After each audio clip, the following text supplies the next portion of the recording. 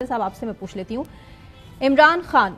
Rights from prison, why the world pay attention to Pakistan. पूरी दुनिया को पैगाम दिया इमरान खान साहब ने कि आखिर क्यों पूरी दुनिया को पाकिस्तान के हवाले से ये सोचना होगा कि पाकिस्तान में क्या हो रहा है। इसके अलावा डोनाल्ड ट्रंप के हवाले से भी बहुत अहम गुफ्तगू इस खत में सामने आई है, इस आर्टिकल में। देखें,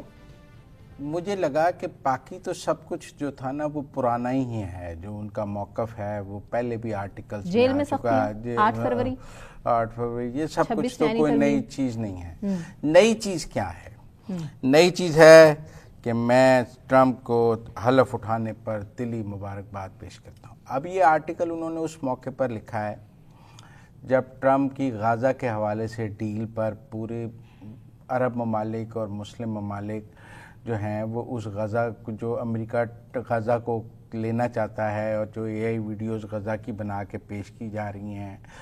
वो गज़ा पे अरब लीग का इजलास हो रहा है और जो अमेरिका की फ़लस्तीन के हवाले से पॉलिसी उठाया है, तो ऐसे मौके पर उन्होंने ट्रंप की बड़ी तारीफ़ की है कि एक जमहूरी और पाकिस्तान, मतलब उन्होंने कुछ रहने नहीं दिया जो ट्रंप के हक में इस आर्टिकल में नहीं लिखा।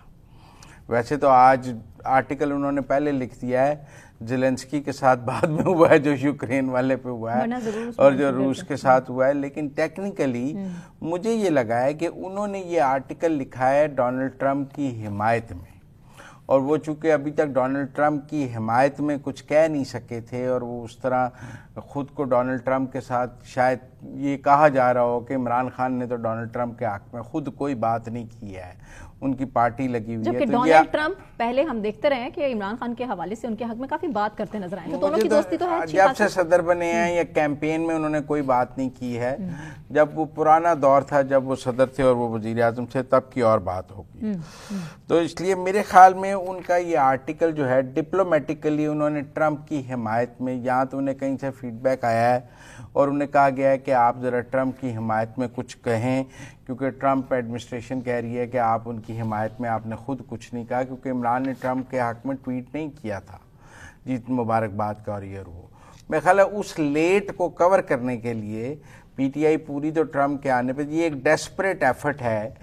तो ट्रंप से उम्मीदें हैं पीटीआई को कि वो ट्रंप जो है वो इमरान खान को छुड़ाने के लिए ट्रंप इंतज़ामिया बड़ा किरदार अदा, जो हम सुन रहे थे पूरे अमेरिकन इलेक्शंस में ट्रंप की हलफ बर्दारी के बाद और उस सब के बाद के ट्रंप से बड़ी उम्मीदें थी पीटीआई को, और वो रिचर्ड गर्नेल और विल्सन और ये सब कुछ के बाद कि बस कल ट्रंप का फ़ोन आया, परसों ट्रंप का फ़ोन आया, ये हुआ। तो मेरे ख्याल में वो चूँकि नहीं हो सका पहले 35-40 दिन में, तो अब एक आर्टिकल लिखा गया है ट्रंप एडमिनिस्ट्रेशन की मजीद हिमायत को विन ओवर करने के लिए। उन्होंने कहा कि शानदार सियासी वापसी लचक और अवाम की मर्जी का सबूत है। वो बेसिकली खुद से भी शायद रिलेट कर रहे हैं लेकिन और उनके पहले दौर में अमेरिका और पाकिस्तान ने बाहमी एहतराम पर मबनी मजबूत वर्किंग रिलेशनशिप का लुत्फ भी उठाया है, ये डोनाल्ड ट्रंप के हवाले से इमरान खान साहब ने कहा है, और जाहिर है उनके तारीखी हल्फ उठाने पर उनको दिली मुबारकबाद भी पेश की है। इसके अलावा खास तौर पर उन खितों में जहाँ आमरीत इन इख्तियार को कमजोर करने का खतरा है, मुनसिफाना तजारती पॉलिसियाँ अहम शोबों में सरमायाकारी और इलाकाई इस्तेहकाम का अज़म खुशहाली को फ़रोग़ देगा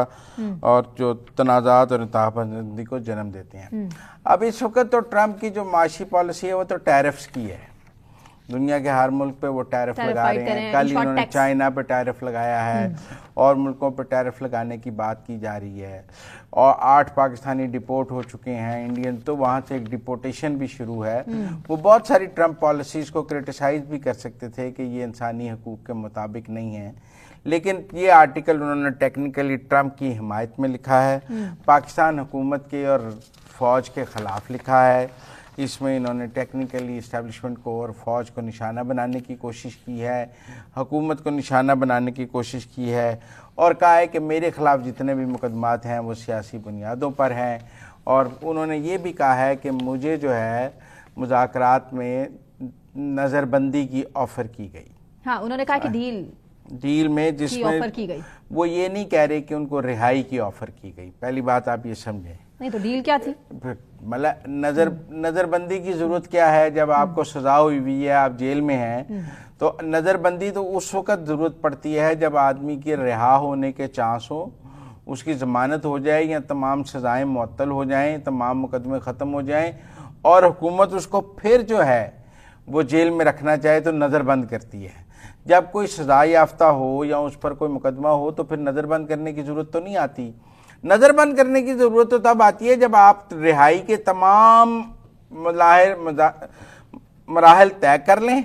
اور اب آپ رہا ہونے کے قریب ہوں اور ریاست کے پاس آپ کو قید رکھنے کا کوئی آپشن نہ ہو تو وہ نظر بند کرتی ہے۔ تو ٹیکنیکلی نظر بندی میں نہیں سمجھتا، میرے خیال میں عمران خان صاحب یہ تو مان رہے ہیں کہ حکومت کسی سٹیج پر انہیں رہا کرنے کے آپشن میں نہیں تھی، ان کو بنی گالا شفٹ کرنے کی جو آفر ہے اس کو وہ کہہ رہے ہیں نظر بندی کی آفر ہے۔ میرے خیال میں وہ تو سب جیل قرار دینا ہے، وہ یہ ٹیکنیکل بات یہ ہوگی کہ انہیں کہا آفر ہوئی ہوگی کہ آپ کے گھر کو سب جیل قرار دے کے اب باقی قید وہاں کاٹ لیں اڈیالہ کی بجائے، جو میں سمجھتا ہوں۔ اور انہوں نے کہا میں نے یہ آفر ریجیکٹ کر دی۔ انہوں نے یہ نہیں لکھا کہ کسی بھی سٹیج پر ان کو کوئی رہائی کی آفر دی گئی ہے۔ تو میرے خیال میں یہ جو آرٹیکل ہے، ڈیل کا جو تاثر تھا جس کے حوالے سے بات کر رہے تھے، بہرحال وہ ڈیل تھی کوئی نہیں، جو بات ہے کہ کوئی رہائی کی آفر تو تھی نہیں نا، تو نظر بندی کی ضرورت نہیں تھی، ابھی وہ سزا میں تھے، نظر بندی کی ضرورت تو تب ہونی چاہیے جب ہوگے۔ باقی انہوں نے وہی 26 نومبر والا اور 8 فروری والا اپنا سارا بیانیہ جو ہے اس کو انہوں نے ریپیٹ کیا ہے، اور جو کہا ہے کہ جی ہمارے 26 نومبر کو 12 لوگ جو ہیں وہ مارے گئے ہیں، اور کارکن اور ان کے اہل خانہ کو ہراساں کرنے کے حوالے سے بھی اس میں جو وہ سارا جو پی ٹی آئی بات کرتی ہے